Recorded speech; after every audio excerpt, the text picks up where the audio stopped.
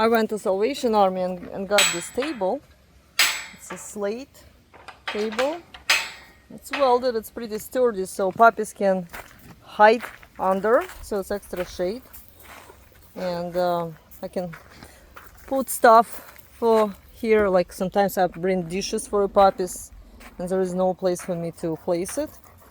You can also sit, so it's good sturdy table, very heavy, made in Mexico.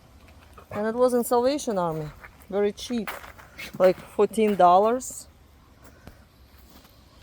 Puppies get eaten by the flies, so I will spray them again